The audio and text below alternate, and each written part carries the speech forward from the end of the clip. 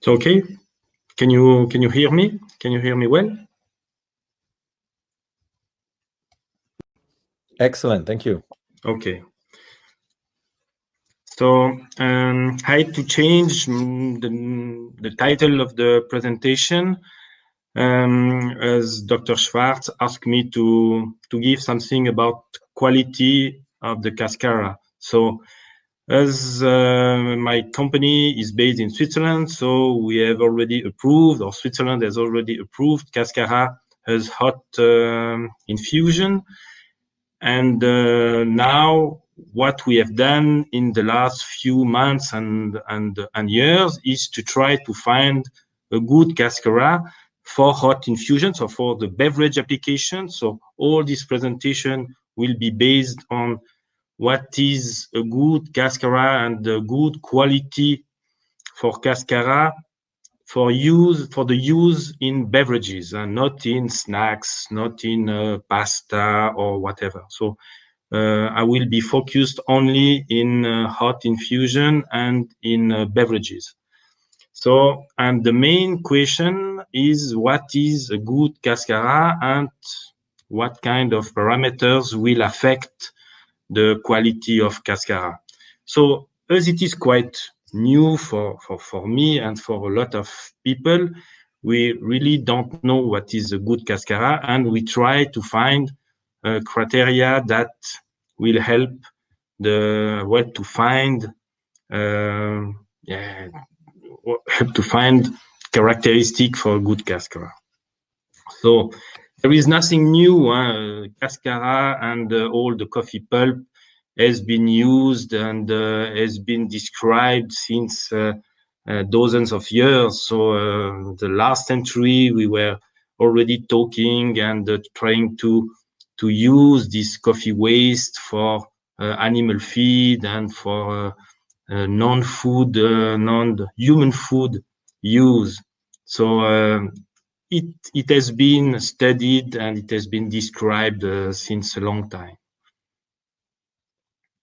And today, the big traders, coffee traders, are in the market. So here you can see that Olam Specialty Coffee, so part of Olam Group, so the big trader company, is promoting Cascara and has submitted approval in Switzerland for some new Cascara origins. Yeah, because maybe I have to precise that in Switzerland the approval was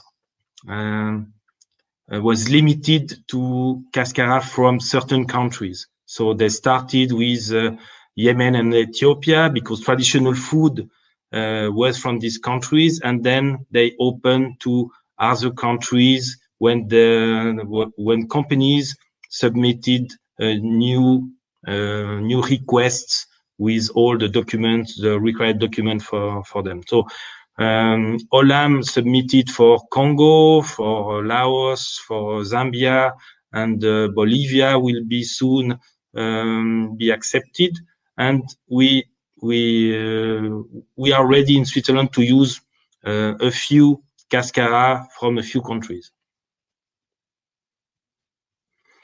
So I will define or redefine, because Dr. Lachenmeyer already described the whole coffee cherry, and I will go through the post-harvest processes and try to explain that good agricultural practices don't exist now, but we are trying to propose something.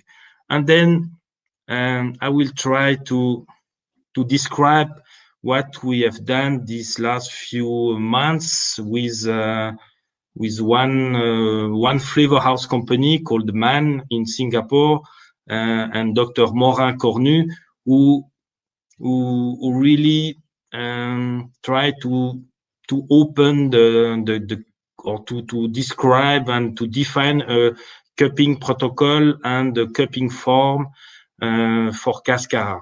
So it is all tentative, so there is nothing really, it is open to discussion and open to improve all protocols and forms. So the definition, you can see that what we call Cascara is the outside part of the coffee cherry, so including the pulp, and the pulp and the skin are really very important to qualify a good Cascara. So this is a photo where you can maybe see easier which part of the coffee cherry is taken for preparing the Cascara. And here is the table from the book I mentioned in the second slide, where you can see that fresh Cascara or fresh coffee pulp is about it's slightly more than 40% of the whole coffee cherry, and the dried coffee pulp is 10%, while the dried coffee bean is 20%. So in terms of volumes, the Coffee Cherry Co. company in their website, they mentioned that it is around 20 million tons of fresh Cascara in general waste per year, and it means that it relates to 16.6 metric tons of CO2 greenhouse gases. So it is quite huge, and we have to try to do something to avoid all this waste. The production processes. So we can find Cascara from natural coffees, so from natural processes. So there is the coffee harvest, the drying step on raised beds, and the dehusking step. Eventually parchment separation, because during the dehusking step, you will find a lot of parchment with the outside outside part of the bean. So this is what in Yemen and Ethiopia, what they used as a quiche, as traditional food. But today I have received some Cascara from natural process where they were able to separate the parchment from the dried skin, and I had to say that we obtained something very, very interesting in terms of taste and flavor. Then Cascara from washed or honey process. Then you depulp, and it does the separation from the coffee bean and the Cascara, and then we dried on raised beds also. Here you can see what it looks like from these two processes. So you can see on the left that Cascara looks like a whole coffee cherry, dried coffee cherry, while for the natural process, it's the outer skin is more in particles, so it like ground skin, and you can see that there is a mix of the white parchment and brown skin. This is a schema from Dr. Cornu, who tried to summarize all the steps for Cascara production.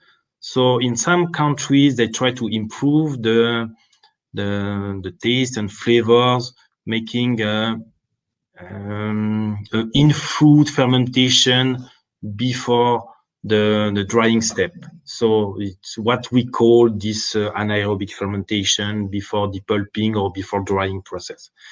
So there are some producers that try to do this in-fruit fermentation also to improve the Cascara taste and flavors. So then you can see there is what he called pulp Cascara from normally for a washed process, and the husk cascara from a dried process. And if we go for the good agricultural practices, so there are several steps, several important steps, like the picking. Of course, it is correlated with the ripeness, and the picking is done when we correctly pick the coffee. It is first for coffee, for the coffee beans, but it affects also the quality of the cascara. So there is a cleaning step, and then you have the post-harvest process, drying on raised beds. So it is very important to dry on raised beds with nets and no plastic. So the nets avoid any moldy and to mold to growth, and it prevents any deterioration of the quality. During the drying process or the drying step, people are or the people in the farm must remove all the moldy and the bad cascara. So there is really a step which needs the removal of the bad cascara. So what we are doing on the coffee beans, we must do it also for cascara. So we have to remove all these defective cascaras, and the long drying develops color and fruity flavors. I put it to be confirmed, but I was in Zambia where we made some trials with mechanical dryer that dry very quickly and long drying times, and it was really clear that we need long drying time to obtain good flavors for the cascara. So there is some sanitization step before to pack, to store, and to export the cascara. So I will show you what Brazilian producer is doing in freezing the cascara before before the exportation. And is there other mean to sanitize the cascara? So I heard that some people in South and Central America are spraying some alcohol during the drying step to really remove all the bacteria, yeast, and mold that can develop during the drying process. And but I've never seen such steps. I just heard about this the spraying of alcoholic solutions on the cascara. And then packing and storage. And here is what I've seen or I witnessed during one of my trip 2 years ago when we were able to travel safely. And from the picking of it was yellow bourbon in that case. It's why the coffee beans, the coffee cherries are yellow.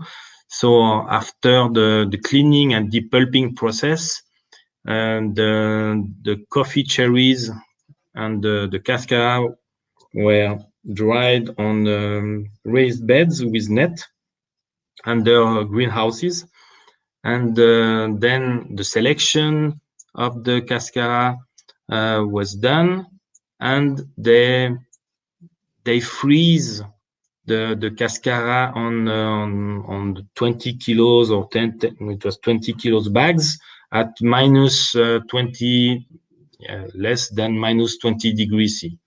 So not everybody is able to invest in such equipments, but in that farm, they decided to invest. The consequence is that the cascara they are selling is one of the most expensive one in the market, but the quality is really a very good quality. Then we had to try and to standardize the cupping protocol. So no existing standard for Cascara infusion exists. So we have to try a protocol to test the quality for beverage applications only. So then we decide, or we define, that 30 grams per liter means 6 grams per 200 milliliters was one of the best water or Cascara to water ratio for the evaluation. So water temperature is the same as for coffee. And what changed also for the cupping is that instead of removing the Cascara, we thought it was better to let the Cascara for a long time, because the flavor and the taste evolves as a function of time. So maybe some flavors were very present at the beginning and then deteriorate after a few minutes, and maybe sometimes it was after 5 or 10 minutes that the taste and the flavor was the best. So I think the evaluation of the Cascara as a function of time is very important to find all the potential of this product. But as I said, it's our own protocol. There is nothing fixed. There is nothing approved by Q grading Cascara people. So it's only a proposition. In terms of sensory, we have to find the quality descriptor and find and invent an aroma wheel to help the tasters to describe the Cascara. And the tentative flavor wheel for Cascara has been proposed after cupping dozens and dozens of Cascara from different regions and with different post-harvest processes. So we did it, and I have to say that Dr. Morin-Cornu from Man did a lot more work than I did, and we cupped together dozens and dozens of Cascara, and he proposed a flavor wheel I will show you later. So first of all, the appearance is much more different than the appearance when we brew coffee. So we can have, like the picture you can see here, you can have coffee husk and coffee pulp, and they behave differently in infusion. So some Cascara remain on the top, and the other one fall down. So then the color is different. So, and the flavor is different. So the appearance, is the solution cloudy? Is the solution clear? So this is also very different than coffee brew. Then the cupping form, what we try to evaluate is on the dry form. So Cascara dry in the dry form, the appearance is important. So is it a husk, pulp, is it ground? Like for example, the Coffee Cherry Co. company is selling all kind of grind Cascara, so fine, raw Cascara. So you can ask for different types. So can you find some defects, so moldy ones, or foreign matters? So this is also important. The color is also important. Normally they are brown or red brown, but maybe you can find some black and some yellow part in the Cascara. And the odor, when you open the bag, will give you the first idea. So if this is if it is a bad Cascara, you will find some earthy, moldy, herbal smells. So it will probably affect the brew. But you can also find some really fruity and sometimes floral notes that will give you a first positive impression. Then the evaluation in infusion, the appearance is very important. Is it a clear solution, a cloudy, milky? Is the color yellow, orange, red, brown? So then it will give you an idea if you want to build or to develop a beverage. Is it something that will give you it will give you a first idea of what your beverage will be. So then aroma, acidity, sweetness, aftertaste, body, balance. This is a terminology, a classic terminology for the same as we can find for coffee. So then the last parameter, which is important, is this evolution of the infusion after 5 or 10 minutes. So this is the flavor wheel based on the experiments in Singapore with Morin Cornu, and I put in red what was really different from the coffee. So you can see that on the left. Descriptors like fishy, oysters were quite common in bad Cascaras.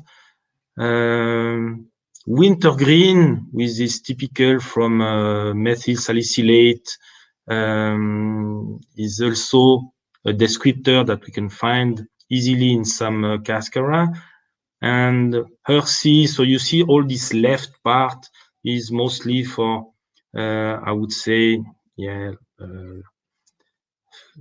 not bad Cascara, but less qualitative Cascara. Then all this vegetal, herbal, so hay, straw, is also very, very common in Cascara. And the good ones are really the ones that can be described by the fruity and floral descriptors or notes. I mentioned what is my personal good Cascara. So in terms of appearance, so husk or pulp, you can find in both types good Cascara. So defects, of course, it's a minimum as possible. Orange red, fruity floral as the odor, and then appearance, a clear one is in my point of view much better than a cloudy or milky one. So red orange is also in my point of view better than a brown one, and then all aroma should be fruity, floral. Normally, dry fruit, prune, hibiscus are present as descriptors, and it's good Cascara when you can find these flavor descriptors. I am looking for bright and relatively strong acidity because I think that for cold beverages, so I mean hot infusion, but for ready-to-drink beverages or for iced tea-like beverages, the acidity is something related with the freshness. So the refreshing beverages are, in my point of view, better when the acidity is strong. So sweetness, aftertaste, body is quite easy to understand. In terms of non-volatile and volatile compound analysis, we started to do some things, and we are still at the beginning for the flavor, so for the volatile compounds. The non-volatile compounds, it is relatively well documented in recent scientific publications, while for volatile compounds, there is just a few publications. So I think, not I think, so we are trying to collaborate with some big flavor houses, and because we think there is a correlation with the quality. But this is something we have to prove. And to show you just ongoing work, I will just show you a chromatographic profile from a Brazilian Cascara and the Salvadorian one. So you can easily see that richest the peak is, normally better the quality is. Or it means that there are more volatile compounds on the Brazilian company, on the Cascara, sorry, than in the Salvadorian one. So does it mean it is the Brazilian one is a better quality? This is something we have to prove and to challenge. So what I can summarize in terms of flavor analysis is that if I compare two Cascara, we can see a difference in chromatographic profiles. Is this chromatic, or are these profiles correlated with organoleptic quality? This is something we have to investigate more and to identify the key aromatic compounds to prove that there is a correlation between the profiles and the quality. And we found some very interesting flavor molecules, and the wintergreen flavor, so it's related with this compound of the methyl salicylate, and we were able to find it at relatively high concentration, as well as beta-ionone C3-hexanol, which is green grass, cat grass flavor, linalol, terpineol, so, and a few esters, few volatile organic acids, alcohols, so a lot of compounds were present and have been found in the chromatographic profiles, and there is something to do and something to correlate, I am sure, but we have to investigate much more. So there is a to-do list because we are only at the beginning of the research of the quality for Cascara, but before that we have to define and to find a way to improve and communicate about GAP. And then non-volatile and volatile compounds analysis we have to do to better characterize good Cascaras. We have to improve and to share cupping protocols and communicate to the interested people, as well as for the flavor wheel and the cupping forms. And we are all waiting for EFSA approval, of course. This is the kind of product we can find in the Swiss market.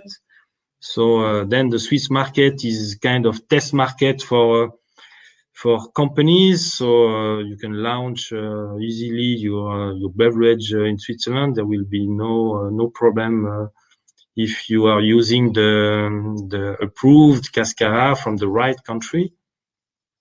And I would like to thank Morin Cornu, which is really someone who helped us a lot to better understand the Cascara quality.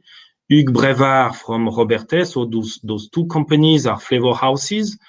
So the two headquarters are in France, but the coffee expertise for man is in Singapore. So Siva Subramanian is from Olam, who is very interested in making and in promoting Cascara. And the Eco Cafe and the Eco Cascara are the companies I'm working with in Switzerland. So thank you very much. And if you have a question, I will try to answer some of your questions.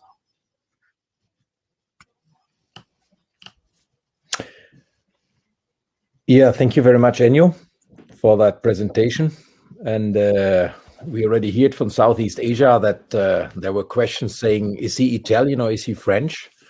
And I said, that's the most funny thing, he is Italian, but he lives so long in a French-speaking environment that his English has a very nice French accent.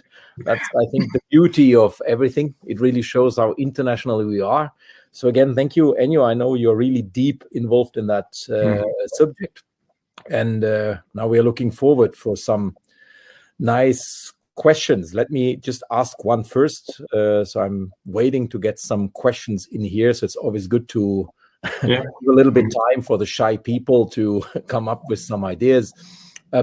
Is there any favorite Cascara style that you personally have? Like you say, this is my type of Cascara. We heard in your presentation there's a big difference from the African ones to the Latin American ones and maybe even Southeast Asian ones. So is there any preference you have in Cascara preparation from the raw product or even from the brewing process? Yes, in fact, the one I mentioned during all the presentation, so Brazilian one, is a very good one. So the one I showed with the yellow bourbon and all the process when he freeze the product, I've still his Cascara from, I think it's now 3 or 4 years old, and it looks like it is even better after a few years. So of course kept in under vacuum, it's vacuum sealed packagings, but after 3 or 4 years the Cascara is still very, very good. So it's maturation matters, like in a good whiskey or in a good wine or cheese, vinegar. Yeah, it looks like that. So what is strange, so when I measure or I ask for micro-analysis of this Cascara, the numbers were very low compared to Cascara from Olam, for example, from Laos, Zambia, or cannot remember the last one, or Congo. So it's why I suppose they sprayed some cachaça under the raised beds, but it's only a supposition. No, but I think they used sanitation process to destroy all the micro that can deteriorate the Cascara.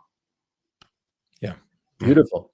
So I see we received one more question. Someone was asking at what temperature the coffee cherries, the Cascara, are actually frozen. So is there any details you can give regarding? Yes, it was minus 23. Minus 23. That's below ice cream. That minus 18. So that is 5 degrees lower. So that means not less, but even more energy to cool it down. Yeah.